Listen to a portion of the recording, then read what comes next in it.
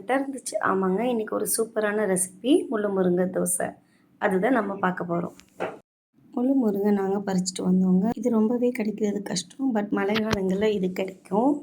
இது வந்து சளிக்கு அவ்வளோ நல்லது அப்படிங்கிறனால இதை நீங்கள் கண்டிப்பாக அடிக்கடி சேர்த்துக்கணும். நான் இந்த மாதிரி ஆஞ்சு முதல்ல வச்சுக்கிட்டேங்க. இந்த மாதிரி கீரையை ஆஞ்சு வச்சுக்கிட்டிங்கன்னா 2 நாள் வரையும் இதை பயன்படுத்தலாம்.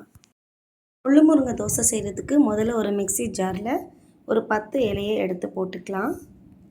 இலை போட்டதுக்கப்புறம் ஒரு 1/2 கிளாஸ் தண்ணி ஊற்றி நல்லா நைஸாக அரைச்சிருங்க. இந்த மாதிரி இந்த பேஸ்ட்டை நம்ம அப்படியே இட்லி மாவில் இல்லை தோசை மாவுலேயே கலக்க வேண்டியது தான். தோசை மாவு தண்ணியாக இருக்குங்கனால நான் இட்லி மாவில் கலந்துருக்கேன். 1 ஸ்பூன் சீரகம் சேர்த்துக்கோங்க. ஒரு சின்ன வெங்காயத்தை நல்லா பொடிசா நறுக்கி சேர்த்துக்கலாம். ஒரு பச்சை மிளகாய் அதையும் நறுக்கி சேர்த்துக்கோங்க. எல்லாத்தையும் சேர்த்து நல்லா கலந்து விடுங்க. மாவு அளவுக்கு பதத்தில் வச்சுக்கோங்க. அப்படி தண்ணியாக இருந்துச்சு அப்படின்னா கொஞ்சம் அரிசி மாவு சேர்த்துக்கலாம்.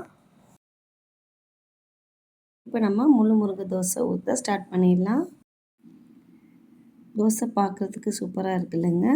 ஆமாங்க, தோசைக்கு நல்லெண்ணெய்யோ அல்லது நெய்யோ சேர்த்துக்கோங்க. இந்த முள்ளு முருங்கை தோசை கசக்கலாம் செய்யாதுங்க, சூப்பராக இருக்கும். கண்டிப்பாக ட்ரை பண்ணுங்கள். நான் இந்த தோசையை அடிக்கடி வீட்டில் செய்வேங்க. குழந்தைங்களும் விரும்பி சாப்பிடுவாங்க.